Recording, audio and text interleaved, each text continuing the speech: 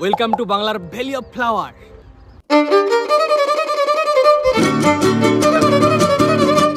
এ ভাই এরা কি করছে? এই এই এই এই বক মেয়ে মেয়ে লাগছে, মেয়ে লাগছে। পাঁশকুড়া থেকে জাস্ট 10 মিনিট লাগলো আমাদের। দেখো খিরাইয়ের বাগান থেকে কিন্তু জাস্ট 2 মিনিট লাগলো। এই জায়গাটাতেই কিন্তু ভেঙে গিয়েছিল, আর যার ফলে আমাদের পাঁশকুড়া পুরো বন্যা হয়ে গিয়েছিল। সেই বাড়িটা দেখো। এখানে আসলে আর যাই করো তোমরা কিন্তু ফটো মাস্ট। ঘড়িতে 7:50। সকাল সকাল চা বিস্কুট হাতে নিয়ে বেরিয়ে পড়েছি। আমরা যাব খিরাই। দেখো স্টেশন থেকে বেরিয়ে তোমরা আসবে রেল ক্রসিং। রেল ক্রসিংয়ের নিচে দিয়ে কিন্তু যাবো, খুব কম সময়ে কিন্তু আমরা পৌঁছে যাবো। পুরো রেল ক্রসিংয়ের নিচে দিয়ে কিন্তু আমরা চলে যাবো প্রথমে স্কুল মাঠে। সেখান থেকে 15 মিনিটের মতো লাগবে।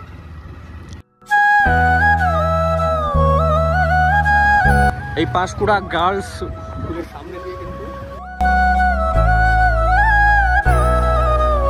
পাঁশকুড়া থেকে জাস্ট 10 মিনিট লাগলো আমাদের।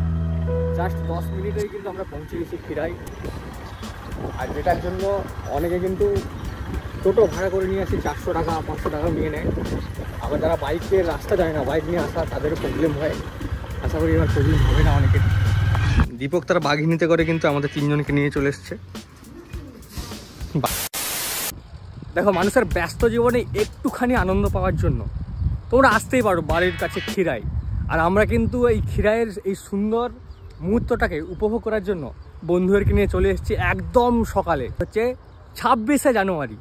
26শে জানুয়ারি রবিবার, তাতেও কিন্তু দেখো একদম ফাঁকা। আমরা যেখানে এসেছি একদম ফাঁকা, কারণ আমরা বাড়ি থেকে বেরিয়েছি 6:30টার দিকে, মানে একদম সকাল সকাল বেরিয়েছিলাম সে কারণে। আর এই ফাঁকা দৃশ্যটাকে দেখার জন্য কিন্তু আমরা এত শীঘ্রই এসেছি। টু বাংলার ভ্যালি অফ ফ্লাওয়ার খিরাই। খিরাইয়ের লোকেশনটা কিন্তু বোঝার, আমরা কিন্তু ফটোতে এই 4টে তাল গাছ দেখে কিন্তু আমরা বুঝতে পারি যে খিরাই এটাই। আর সামনে তো রয়েছে ট্রেন লাইন। শুধু যে গাঁদা রয়েছে এখানে তা কিন্তু একদমই না। এবারে চন্দ্রমল্লিকাও রয়েছে, অ্যাস্টার রয়েছে, আর কত সুন্দর ডালিয়াগুলো আছে দেখো, ফুটে আছে দেখো, লাল ডালিয়া একদম সুন্দর লাগছে। আর তার সাথে এখানে কসমসগুলো দেখো। উফ, দীপক এদিকে চলে একটা ফটো তুললে ভালো হয়। আর এই জায়গাটা কিন্তু খুব সুন্দর লাগছে, দেখ কসমসগুলো, দেখ কসমসগুলো ভালো লাগছে দীপক, একদম খুব সুন্দর কালার। শুভ কেমন লাগছে কসমসগুলো? ভালো লাগছে, ব্যাপক কালার লাগছে কসমসগুলো। এটা ফার্স্ট টাইম দেখছি। এটা ফার্স্ট টাইম কসমস? না না, কসমসটা দেখি। গান শোনাবো বলে তোমায় পৃথিবীটাকে রঙিন চশমায়। দীপক এটা তো জেহারওয়া লাগছে। নামটা কি? মুরগি লটাই। হ্যাঁ মুরগি লটাই। Just awesome. কালারটা যা লাগছে না, বায়োস্কোপের মতো করে আমি আজকে সাজিয়েছি রং মাখা। রাস্তা যেতে যেতে চা খাওয়ার পয়সা পেয়ে গেলাম। দীপক চা খাওয়ার পয়সা। চল আগে খেয়ে আসি, আবার পরে ভিডিও বানাবো। আগে খেয়ে আসি, চা খাওয়ার পয়সা হয়ে গেছে। এরকম কিন্তু অনেক কাগজ পেপার এগুলো দেখতে পাচ্ছি। আর তোমাদের উদ্দেশ্যে বলবো, এভাবে কিন্তু পেপার বা কাগজপত্র ফেলাবে না। একটা সুন্দর জায়গা, একটা ভালো কিন্তু পর্যটন কেন্দ্র গড়ে উঠেছে, তা আবার আমাদের পাঁশকুড়াতে। বাংলার বিভিন্ন প্রান্ত থেকে কিন্তু মানুষেরা আসে তাদের ব্যস্ত জীবনের একটুখানি আনন্দ উপভোগ করার জন্য। তাই যারা আসবে তাদের উদ্দেশ্যে বলছি, তোমরা কিন্তু নোংরা টোংরা তেমন ফেলাবে না, আর পেপার টেপার এগুলো কিন্তু ফেলাবে না। দেখছি কিন্তু অনেক পড়ে আছে, এগুলো ঠিক না। আর এখানে সকাল সকাল এসে কিন্তু আমরা চায়ের মজা নিচ্ছি। হাতে চায়ের খুলি নিয়ে ডুবে ডুবে ভালোবাসি, তুমি না বাসলেও আমি বাসি। এ ভাই এরা কি করছে? এই এই এই আর দু বন্ধু বসে আছে। আদর খাবে, আদর খাবে, বুঝে গেছি আদর খাবে। হ্যাঁ আদর খাবে, বসে পড়েছে। এরা কিন্তু একটু আদর বেশি খায়। এখানে বাঁধাকপিও কিন্তু দেখতে পাচ্ছি, সারি সারি বাঁধাকপিও আছে, আর যেগুলো কিন্তু অনেকে কিনে নিয়ে যাচ্ছে। এই কংসাবতী জলই কিন্তু আমাদের পুরো এবছর বন্যা করে দিয়েছিল। পুরো আমাদের যে পাঁশকুড়া স্টেশন, সেই পাঁশকুড়া স্টেশনে অব্দি পুরো জল। এই নদীটাই কি জিনিস ছিল, নদীর কি রূপ আমাদের কিন্তু পাঁশকুড়াবাসী কিন্তু বা মেদিনীপুরবাসী কিন্তু বুঝে নিয়েছিল নদীর কি রূপ হতে পারে। কিছুদিনের জলেই কিন্তু এই নদী ভর্তি, তার সাথে সাথে আমাদের পাঁশকুড়া স্টেশন, বাড়িঘর সব জল। সত্যি যে আমাদের এই খিরায় যে একটা পর্যটন কেন্দ্র গড়ে উঠেছে, সত্যিই তাই। আর শুধু যে পর্যটন কেন্দ্র তা কিন্তু না, পর্যটন কেন্দ্র গড়ে ওঠার সাথে সাথে এখানকার মানুষজনের কিন্তু একটা আয়ের উৎস হয়ে ওঠে, তাদের ব্যবসা বাণিজ্য হয়ে ওঠে। তাই তোমরা যারা আসবে আশা করবো এখানে জিনিসপত্র কিনবে, খাওয়ার দোকান অনেক রয়েছে। এখানে কসমসগুলো কত সুন্দর লাগছে দেখো। আমি কিন্তু একটা কাকাকে জিজ্ঞাসা করে এটা তুলেছি, কেউ আবার বলবে না যে তুলে নিয়েছে। একদম মানে অসাধারণ লাগছে কসমস।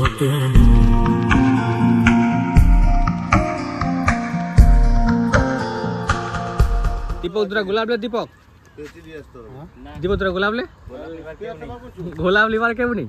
দীপক বলছে গোলাপ দেবো না, গোলাপ চারা দেবো। গোলাপ দিলে একটা দেবে, দুটা দেবে, কিন্তু গোলাপ চারা সারা বছর ফুল দেবে। ঠিক তো দীপক? মেয়ে লাগছে, মেয়ে লাগছে, মেয়ে লাগছে। ব্যান্ডটা পরলে ও ফুলের পিটা, হেয়ার পিন গুলো না, হেয়ার পিন গুলো আমাদের জন্য না, মেয়েদের জন্য ওগুলো। এটা তোর ফার্স্ট টাইম তাই তো? একদম। কেমন লাগছে ফার্স্ট টাইম?